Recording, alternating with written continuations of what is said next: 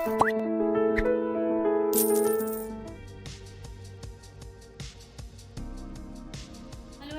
is Reena Pandey, and we are again here with 5 MCQ questions based on current affairs and latest news. So let's begin for the day. The question number 1. With reference to the International Atomic Energy Agency, which is called IAEA, we have been given the following statements. First, क्या है? It aims to encourage the peaceful uses of nuclear energy and prevents its use for military purposes. Right? Second statement हमें क्या given है? A country is required to ratify the Nuclear Non-Proliferation Treaty (NPT) in order to join the agency, right? और इसके headquarters are located in Geneva. ये 3 statements दी गई हैं. अब हमें देखना है what is the answer to this question. How many statements given are correct? First of all, we'll get to know what is IAEA. IAEA का क्या मिशन है? इस एजेंसी का मिशन है ये पूरे वर्ल्ड में जो भी मेंबर स्टेट्स हैं जो इसका एक हिस्सा है, they should peacefully use their nuclear energy and they should never use their nuclear energy for military purposes because that will create unrest in the world, right? And it can lead to world wars, right? और IAEA इसलिए बनाया गया है कि हम अब पूरे globally world को कंट्रोल भी कर सकें. ये बहुत ही ऑब्वियस बात है कि जिस भी मेंबर स्टेट, जिस भी कंट्री के पास ज़्यादा न्यूक्लियर एनर्जी होगी वो सबसे ज़्यादा स्ट्रॉन्ग होगा. तो अब हमें इस स्ट्रेंथ को कंट्रोल भी करना पड़ेगा, right? Otherwise that country can dominate others. So इसके 178 मेंबर स्टेट्स हैं और इस जो IAEA है इसके कुछ जो रूल्स हैं, रेगुलेशंस हैं, राइट? ये आपस में एक दूसरे को टेक्निकल कोऑपरेशन प्रोवाइड करते हैं, रिसर्च सपोर्ट देते हैं, राइट? और इमरजेंसी रिस्पॉन्स असिस्टेंस देते हैं जो भी इसके मेंबर स्टेट्स. ओके, तो स्टेटमेंट 1 इज एब्सोल्युटली करेक्ट. अब हमें ये भी जानना जरूरी है कि एनपीटी है क्या. एनपीटी न्यूक्लियर नॉन प्लॉरिफरेशन ट्रीटी, ये एक इंटरनेशनल ट्रीटी है जिसका एम है कि हम पूरे दुनिया में we have to prevent the spread of nuclear weapons. Nuclear weapons का स्प्रेड जो है उसको प्रिवेंट कर सके ताकि हम न्यूक्लियर एनर्जी को पीसफुली यूज कर सके for the growth and development of a country and advancing nuclear armament. इसका मतलब क्या है कि जो भी कंट्रीज पर न्यूक्लियर वेपन्स है वो उसको धीरे धीरे डिसआर्म करे. तो इसके 3 पिलर्स हैं: non proliferation, disarmament and peaceful use of energy, right? Non proliferation का मतलब क्या होता है? The countries that do not have nuclear weapons वो अग्री करते हैं कि they will not acquire them also in future, right? Disarmament का मतलब है द कंट्रीज जिनके पास न्यूक्लियर आर्म्स हैं, न्यूक्लियर वेपन्स हैं, they commit to working towards disarmament. और पीसफुल यूज ऑफ एनर्जी हम सब जानते हैं कि हम इस सारी न्यूक्लियर एनर्जी का पीसफुली यूज करें अंडर सेफ्टी स्टैंडर्ड्स, राइट? अब और इसके आगे इंफॉर्मेशन क्या है कि जो IAEA की जो मेंबरशिप है, राइट, इसकी मेंबरशिप क्या कहती है? It is not dependent upon ratifying the NPT. Ratifying the NPT का मतलब क्या है? रेटिफिकेशन का मतलब क्या होता है? When we officially agree, give our consent to an organisation. तो अगर कोई भी कंट्री एनपीटी को रेटिफाई नहीं करती है तो भी वो IAEA का हिस्सा हो सकती है, right? The countries can join IAEA without being NPT signatories. और इसके एग्जाम्पल्स बहुत अच्छे हैं, like India, Pakistan and Israel. ये तीनों NPT को रेटिफाई नहीं करती हैं, still they are a member of IAEA. और थर्ड इंपॉर्टेंट बात, इसके हेडक्वार्टर्स हैं Vienna, Austria, right? So statement 2 and 3 are incorrect. So the answer to this question is A. As you can see, only one statement is correct, the first one. Now moving towards the second question, every rocket, we have been given 3 statements directly. First, every rocket launch releases CO2, carbon dioxide, black carbon and water vapor. Second statement is space activities impacting the environment are governed by Paris Agreement. और third क्या है? Space debris of satellites mostly remain in the low Earth orbit, that is called LEO. अब देखते हैं कौन सी statements correct है. सबसे पहले हमें जानना होगा कि पेरिस एग्रीमेंट क्या है. पेरिस एग्रीमेंट एक ग्लोबल ट्रीटी है, ठीक है, and it was adopted in 2015 so that all the countries in the world they can fight the climate change. और ये क्या एम करती है कि कोई भी कंट्री अपनी ग्लोबल वार्मिंग को लिमिट करे बिलो 2 डिग्री सेल्सियस और preferably I must say 1.5 degree Celsius, right? अब वो प्री इंडस्ट्रियल लेवल्स, अपनी इंडस्ट्रियल लेवल्स को देखते हुए अब हमें ये भी जानना जरूरी है कि what is LEO, low earth orbit. ये it's a region of space close to earth. Earth की जो एटमॉस्फेयर है उसमें 160 किलोमीटर से लेकर 2000 किलोमीटर तक का जो एटमॉस्फेयर है, जो region of space close to earth है, इसे कहते हैं लो अर्थ ऑर्बिट. और ये यूज की जाती है सैटेलाइट्स के लिए, like communication satellites, spy satellites. ये सारी सैटेलाइट्स इसी रीजन में ऑपरेट करती हैं. अब हम आगे की इन्फॉर्मेशन पे आते हैं. जब भी कोई रॉकेट लॉन्च होता है तो डेफिनेटली इट प्रोड्यूसेस एमिशंस. क्या क्या एमिट होते हैं? कार्बन डाइऑक्साइड होता है, ब्लैक कार्बन होता है और वाटर वेपर होते हैं, जैसे कि हम जानते हैं, राइट? और डेफिनेटली इस तरह के एमिशन से एनवायरनमेंट को, एटमॉस्फेयर को इम्पैक्ट होता है and it contributes to environmental factors too, right? अब क्या होता है कि जो लो अर्थ ऑर्बिट है, जिसे लियो कहते हैं, जो स्पेस की डेब्रीज है वो लोअर अर्थ ऑर्बिट में पाई जाती है काफ़ी सिग्निफिकेंट अमाउंट में, right?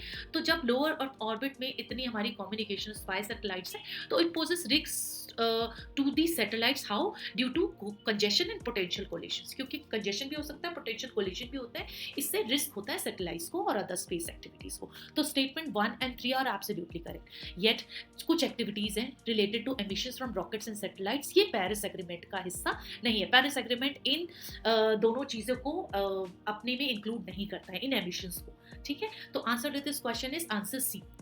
It means 1 and 3 are correct. Now, let's move to the third question for the day. With reference to the national... now, let's move to the question number 3. With reference to the national... Now, let's move to the question number 3. With reference to the next generation launch vehicle, that is called NGLV, we have been given 3 statements. It aimed at developing a heavy lift, partially reusable rocket to meet the growing demands of India's space program. Okay.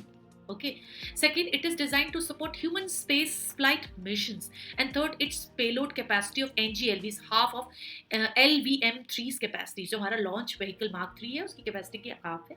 और चौथा इन्होंने statement दिया है, it plays an important role in the establishment of भारतीय अंतरिक्ष mission, भारतीय अंतरिक्ष station, India space station, right. अब हम देखते हैं कि इसमें कौन कौन सी स्टेटमेंट्स बिल्कुल सही हैं। Now, first we should know what is NGLV, Next Generation Launch Vehicle, ISRO का, हमारी इसरो का, इंडियन स्पेस रिसर्च ऑर्गेनाइजेशन का फ्यूचर रॉकेट है जो वो डिज़ाइन कर रहा है। And it has been design to replace the PSLV, जो हमारा PSLV एग्जिस्टिंग रॉकेट है, और जिससे हमें इंडिया की स्पेस कैपेबिलिटीज़ को इम्प्रूव किया जा सके। हमारे मिशन है, स्पेस एक्सप्लोरेशन है, ये सारी कैपेबिलिटीज़ को हम इम्प्रूव कर सकें, एक्सटेंड कर सकें, ग्रो कर सकें। अब NGLV को किस तरह से डिज़ाइन किया गया? It has been design to be a heavy lift rocket. ये एक हैवी लिफ्ट रॉकेट के तरह डिज़ाइन किया गया है जिसकी पेलोड कैपेसिटी 30 टन्स है, ठीक है। And it features a partially reusable first stage, right? तो इसकी काफ़ी एडवांस टेक्नोलॉजी के साथ इसको डिज़ाइन किया गया है। और हमारे इसको डिज़ाइन करने के लिए गोल्स क्या क्या हैं, ताकि हम अपना भारतीय अंतरिक्ष मिशन, ताकि हम अपना जो हमारा नेशनल गोल है भारतीय अंतरिक्ष स्टेशन, इंडिया स्पेस स्टेशन, उसको सेटअप कर सकें, उसको ऑपरेट कर सकें, और हम ह्यूमन स्पेस फ्लाइट्स बना सकें, ताकि ऐसे रॉकेट्स स्पेस में जा सके who have human crew in it, और मून एक्सप्लोरेशन मिशंस में भी हमें इसकी बहुत बेहतर हेल्प हो। तो statement 1, 2 and 4 are correct according to the statements. अब पेलोड कैपेसिटी की बात करते हैं। जो NGLV डिजाइन किया गया है, इसकी कैपेसिटी थ्राइस है of the payload capacity of LVM-3, right. तो statement 3 is absolutely incorrect. So the answer to this question is C, right? C means only 3 statements are correct, right? Now let's move to the fourth question. The statements given are antimatter refers to a type of matter composed of antiparticles, right? Antiparticles have same mass but opposite charges. Okay, ये statement given है। और antiparticles are naturally produced in the universe. अब ये 3 statements हैं। अब हम जानेंगे कौन सी स्टेटमेंट सही है। And first of all let's know what are antiparticles. Antiparticles are mirror opposites of normal particles. जैसे हमारे इलेक्ट्रॉन, प्रोटॉन होते हैं, ये नॉर्मल पार्टिकल्स हैं। एंटीपार्टिकल्स इसके मिरर अपोजिट्स होते हैं, जिनका मास तो बिल्कुल सेम होता है बट उनके चार्जेस बिल्कुल अपोजिट होते हैं। They have quantum properties, right. जैसे हम कहेंगे इलेक्ट्रॉन है, इलेक्ट्रॉन का चार्ज क्या होता है? -1, बट उसका जो एंटीपार्टिकल है उसे कहते हैं पॉजिट्रॉन, उसका चार्ज क्या है? +1 चार्ज। उसी तरह से प्रोटॉन, जिसका +1 चार्ज होता है, इसका एंटीपार्टिकल क्या होगा? Anti proton with -1 charge, right. अब एनिहिलेशन क्या होता है? जब भी when a particle meets its antiparticle, जब भी एक पार्टिकल अपने एंटीपार्टिकल से मिलता है, they annihilate. It's a process जिसमें एनर्जी रिलीज होती है, गामा रेज रिलीज होती है, राइट। ये एनिहिलेशन होता है। They exist in nature, yes. They are found in cosmic rays and are created naturally in the process such as cosmic ray collisions. Radioactive decay होता है, उसमें भी ये रिलीज होता है, and supernova explosions. So the statements 1, 2 and 3 all are correct. So the answer to this question is D, as you can see, 1, 2 and 3. Now let's move to the fifth question. Savitribai Phule is known for becoming the first female doctor in India. पहली statement ये है। फिर she used her poetry to address social issues and promote education. And third, she was associated with Brahma Samaj. अब देखते हैं इस कौन सी statement सही है। सबसे पहले हम जानेंगे सावित्रीबाई फुले कौन थी। She was India's first female teacher, not doctor, right? And she was pioneer in women's education and social reform. उन्होंने social reforms के लिए काम किया, उन्होंने women's education के लिए काम किया, उनके upliftment के लिए काम किया सोसाइटी में। उन्होंने बहुत सारे schools establish किए for girls, और जितने भी हमारे social issues थे, जैसे widow marriage को आगे बढ़ाना, child marriage को रोकना, and caste discrimination, इन सब के लिए उन्होंने सोसाइटी में बहुत काम किया। उनके हस्बैंड ज्योतिराव फुले जो थे वो भी एक्टिवली इन्वॉल्व थे, और उन लोगों ने एक सत्य शोधक समाज बनाया, राइट। ये एक मिशन था उनका which aim to promote social equality and uplift marginalised communities. जो कम्युनिटीज मार्जिनलाइज्ड है, राइट, जिनके पास they were poor, right, they were not granted equal rights in this society, उनके लिए बहुत काम किया. तो statement 1 and 3 are incorrect as we can see. Savitribai Phule एक बहुत ही अकॉम्प्लिश्ड पोएटिस थी, राइट. उनकी बहुत सारी राइटिंग्स थी जो सोशल इश्यूज को ही एड्रेस करती थी, जिनके लिए उन्होंने काम किया था, like caste discrimination, gender inequality and importance of education, importance of women in society. उनकी बहुत सारी कृतियां थी, जैसे काव्या फुले 1854 में, भवन काशी सुबोध रत्नाकर 1892 में, जिससे हमें ये पता चलता है कि she has advocated a lot for education and empowerment of marginalized groups and women, right? So the statement 2 is absolutely correct. So answer to this question is A. As you can see, only one. Okay, so thank you so much. Now we will be again meeting with another 5 new questions. Stay tuned for more updates at the rate of Prodigy IAS.